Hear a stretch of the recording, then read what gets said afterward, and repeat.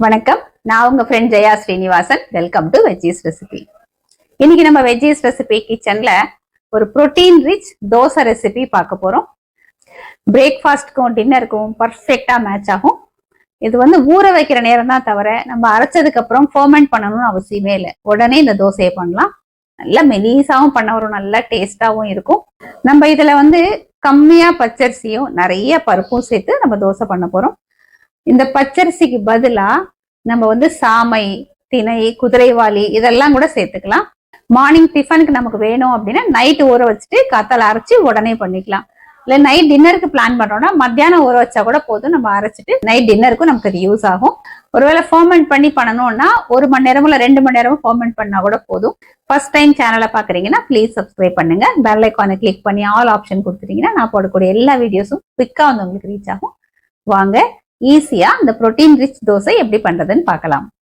Protein rich dosa பண்றதுக்கு 1/4 cup துவரம்பருப்பு, 1/4 cup கடலைப்பருப்பு, 1/4 கப்பு உளுத்தம்பருப்பு, 1/4 கப்பு பச்சை பயிறு, முழு பயிர் தோலோடு இருக்கும் இல்லையா, அதை எடுத்துட்டு இருக்கேன்.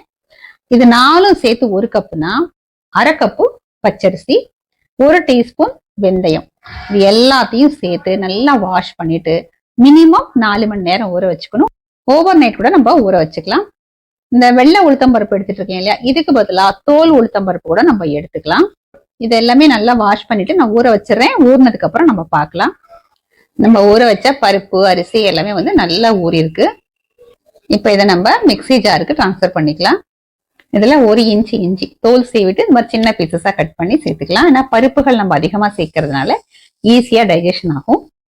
1/2 டீஸ்பூன் பெருங்காயம், தேவையான அளவு உப்பு, 1/4 டீஸ்பூன் மஞ்சப்பொடி. இப்ப தண்ணி சேர்த்து நல்லா ஃபைன் பேஸ்டா நம்ம அரைச்சு எடுத்துக்கணும். இது காரம் வேணும் அப்படின்னா 2 பச்சை மிளகாயோ அல்லது 2 காஞ்ச மிளகாயோ கூட நம்ம சேர்த்துக்கலாம்.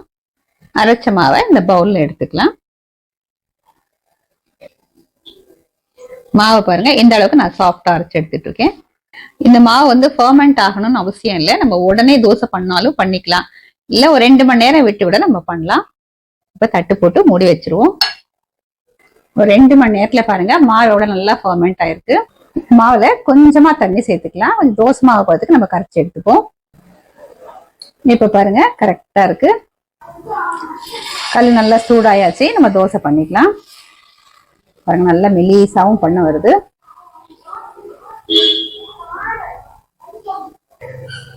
தோசைக்கு சுத்தியும் சென்டர்லயும் கொஞ்சம் எண்ணெய் விட்டுடுவோம்.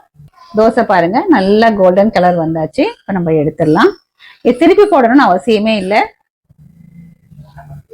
பாருங்க ஃபர்ஸ்ட் கிளாஸா இருக்கு. பாக்குறதுக்கு இது மாதிரி கோல்டன் கலர்ல இருக்கே தவிர நம்ம சாப்பிடும் போது சாஃப்டா இருக்கும். இதே மாதிரி நம்ம தேவையான அளவுக்கு பண்ணி எடுத்துப்போம். தோசை பாருங்க நல்லா ரோஸ்ட் ஆயாச்சு. நம்ம இதை ரோல் பண்ணி எடுத்துக்கலாம்.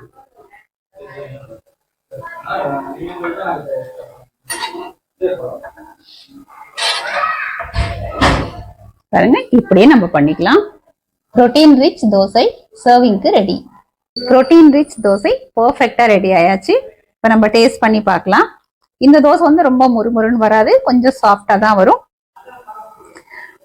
தேங்காய் சட்னி, தக்காளி சட்னி, வெங்காய சட்னி, கார சட்னி, சாம்பார் எதோட தொட்டு சாப்பிட்டாலுமே அருமையா இருக்கும்.